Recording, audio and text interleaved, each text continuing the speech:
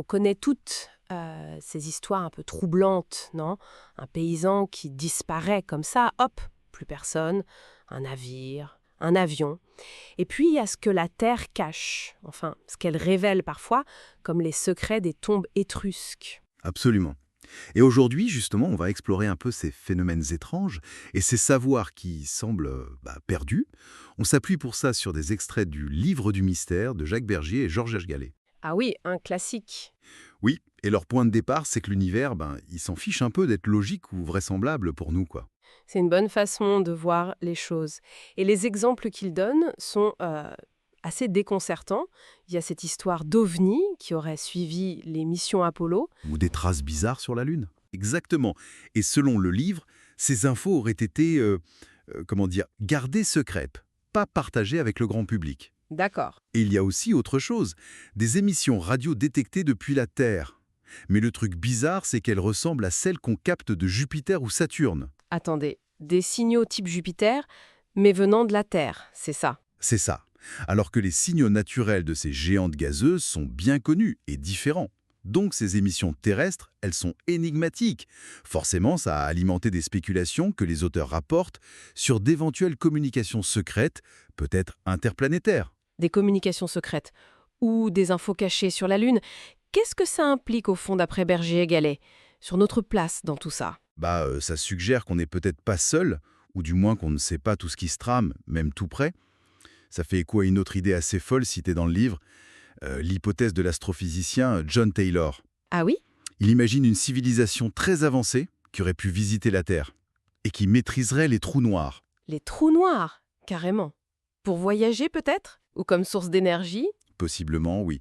Le livre explore cette piste. C'est vertigineux. C'est clair. Et en parlant de savoir qui nous dépasse, il y a le fameux mystère des Étrusques. Leurs techniques telles que décrites sont juste bluffantes pour l'époque. Ah oui. Alors là, le livre décrit une sorte de méthode, presque de sorcellerie, pour trouver les gisements de minerais. Il creusait des galeries minières hyper complexes. Et puis, il y a leur dentisterie. La dentisterie. Oui, des bridges en or très sophistiqués, dès le 7e siècle avant notre ère. C'est dingue. Et même une hypothèse sur l'utilisation de la musique pendant les opérations, peut-être comme anesthésiant. Non. La musique comme anesthésion, c'est incroyable. Mais d'où ça sortait, toute cette avance? Comparé aux autres peuples de l'époque, les auteurs disent quelque chose là-dessus? Ils insistent surtout sur le côté énigmatique et le contraste avec leur disparition culturelle, assez rapide finalement. Le livre parle aussi de leur intérêt pour des choses comme la télépathie, les sciences occultes. Ah oui. Oui, illustré par une anecdote. Un certain Mario Signorelli qui aurait découvert un sanctuaire souterrain à Riello en suivant les indications d'un vieux texte, un écrit d'un moine du XVe siècle. D'accord. Donc un mélange de technologie très concrète et de mysticisme en quelque sorte? C'est ça, un mélange qui intrigue beaucoup. Et ce mélange, on retrouve le point dans d'autres cas étranges rapportés, non?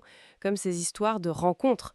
Je pense au cas Facchini, là, avec son rayon paralysant, ou les humanoïdes de Vintem Hill retrouvés morts avec des masques de plomb.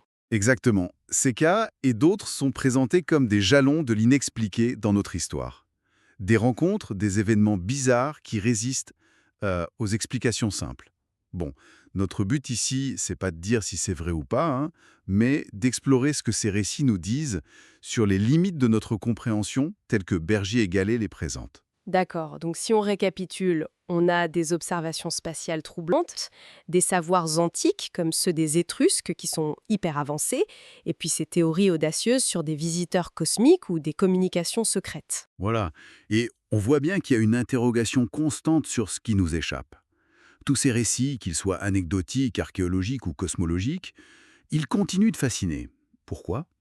Parce qu'ils touchent à notre besoin de comprendre l'inconnu. Ils remettent en question la réalité telle qu'on l'aperçoit, les limites de ce qu'on sait. Et pour finir, il y a une idée intéressante que les auteurs soulèvent, celle de connaissances fragmentaires, préservées à travers les âges par des initiés.